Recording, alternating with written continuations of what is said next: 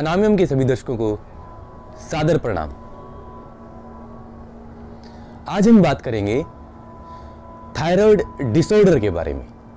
हमारे शरीर में 7 ग्लैंड्स होते हैं, जिनमें से एक ग्लैंड होता है थायराइड। थायराइड ग्लैंड गले के निचले हिस्से में एक तितली जैसे आकार का ग्लैंड होता है। थायराइड ग्लैंड से 2 तरह के हार्मोन्स सीक्रेट होते हैं, T3 एंड T4। ये दोनों ही हार्मोन्स स्वास्थ्य पर सीधा प्रभाव डालते हैं। थायराइड ग्लैंड का कार्य क्या होता है? हमारा जो मेटाबॉलिज्म है उसको कंट्रोल करना, शरीर के विकास में सहायता देना, जो अन्य हमारे जो ग्लैंड्स हैं उन पर कंट्रोल रखना, बॉडी के जो सेल्स हैं उनको बैलेंस और कंट्रोल रखना।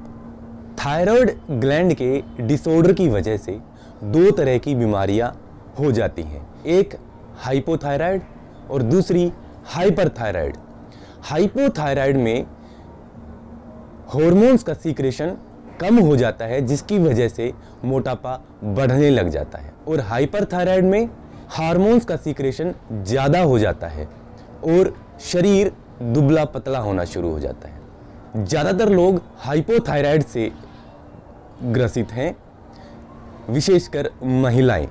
दुनिया भर में 20 से 30% की जो आबादी है वो थायराइड से किसी न किसी तरह से ग्रसित है, और हैरानी की बात यह है कि 60% लोगों को तो ये पता ही नहीं है कि वो थायराइड डिसऑर्डर से ग्रसित हो चुके हैं। अचानक ही भूख कम या ज़्यादा हो जाती है, अचानक से कब्ज की समस्या होने लग जाती है, अचानक ही बाल झड़ने लग जाते हैं, पसीना बहुत ज़्यादा या स्वेटिंग बहुत ही ज़्यादा कम होने लग जाती है।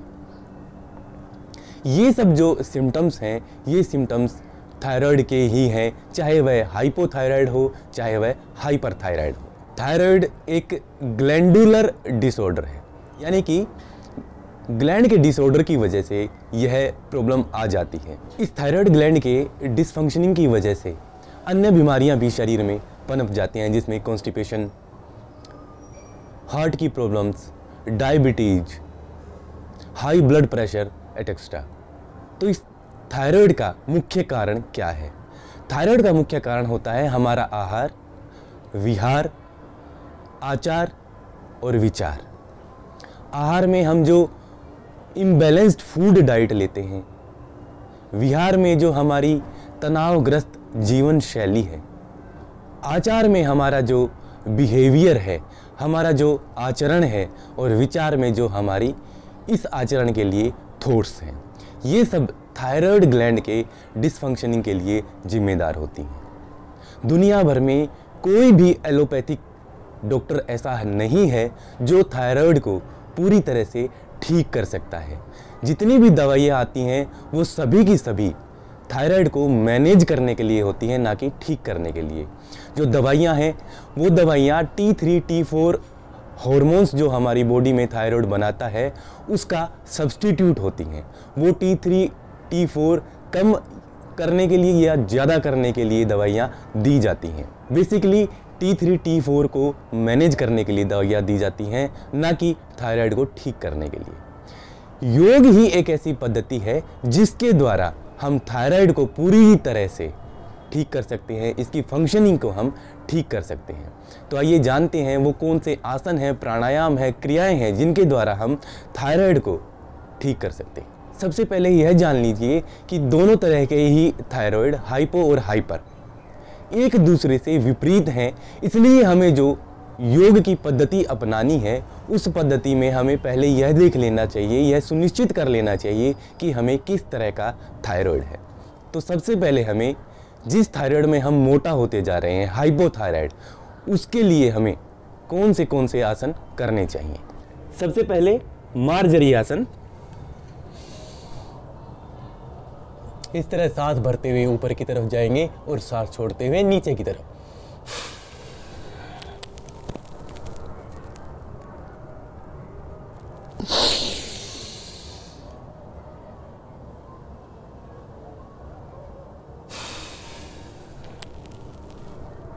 इसके पश्चात उष्ट्रासन।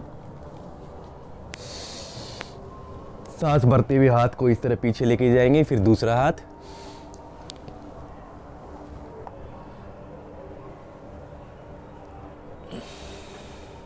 और यहां पर रुकने की कोशिश करेंगे।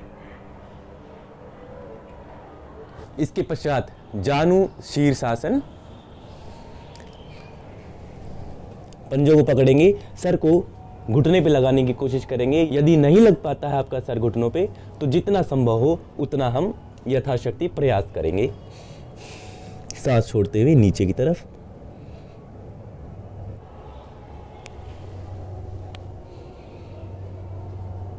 इसके पश्चात हम सर्वांग आसन करेंगे। धीरे धीरे पैरों को इस तरह ऊपर उठाएंगे और ऊपर आने के बाद कंधों पे शरीर का भार।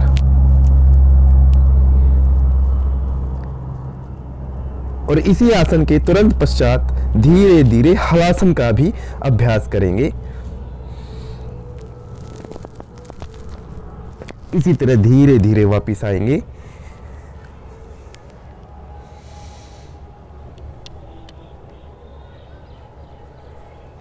इसके पश्चात मत्स्यासन।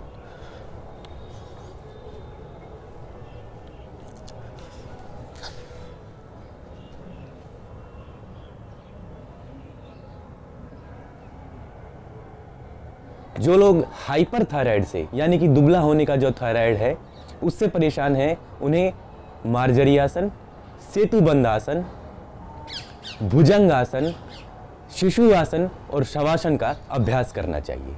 हाइपोथायराइड में सूर्य नमस्कार के 12 साइकिल अवश्य ही करने चाहिए। इससे शरीर का जो एक्स्ट्रा फैट है वो कम हो जाता है और बॉडी पूरी तरह से फ्लेक्सिबल हो जाती है, अन्य आसन करने के लिए तैयार हो जाती है। हाइपोथायराइड से जो पीड़ित हैं उन्हें तेजी से किए जाने वाले प्राणायाम किए जाने चाहिए, जिनमें कपालभाति, भस्त्रिका, उज्जयी प्रमुख हैं। जो लोग हाइपरथायराइड से परेशान हैं उन्हें नाड़ी शोधन, उज्जयी, भ्रामरी, इन प्राणायाम का अभ्यास करना चाहिए। साथ ही साथ दोनों ही थायराइड की कंडीशन में प्रणव प्राणायाम यानी कि ओम का उच्चारण अवश्य ही करना चाहिए। दोनों ही थायराइड की कंडीशन में योग निद्रा का अभ्यास आप अवश्य ही करें। योग निद्रा के द्वारा हम अपने विचारों को कंट्रोल कर सकते हैं, उन्हें बैलेंस कर सकते हैं, जिसकी वजह से जो हमारा थायराइड ग्लैंड है वो अच्छे से वर्क करना शुरू कर देता है। जैसा कि मैंने पहले बताया, आहार और विहार। विहार जो हम अपनी लाइफस्टाइल में चेंजेस लाते हैं और आहार जो हमारी फूड हैबिट्स हैं उसमें चेंजेस लाते हैं। तो हमें क्या क्या खाना चाहिए?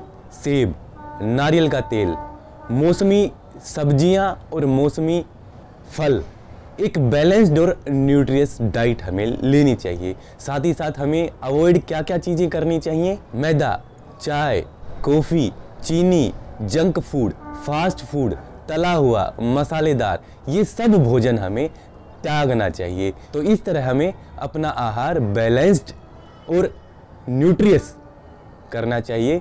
साथ ही साथ आचार और विचार, हमारा जो बिहेवियर है, हमारा जो एटीट्यूड है, हमारा जो आचरण है, उसे हमें स्वच्छ करना चाहिए।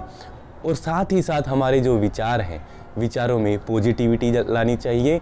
यह डिसऑर्डर ऑटो इम्यून डिसऑर्डर है और विचारों का केंद्रीकरण करके, विचारों को स्वच्छ करके हम इस डिसऑर्डर से बच सकते हैं। इसलिए जितना ज़्यादा हो सके पॉजिटिव रहें, एनर्जेटिक रहें। आशा है आहार, विहार, आचार और विचार, इन सब को स्वच्छ करके हम इस तरह की जो ग्लैंडुलर डिसऑर्डर्स हैं, ऑटो इम्यून डिसऑर्डर्स हैं, उनसे बच सकेंगे। आने वाली वीडियोस में आपसे फिर मिलता हूं, तब तक के लिए सादर प्रणाम। आरोग्यवान भवतु।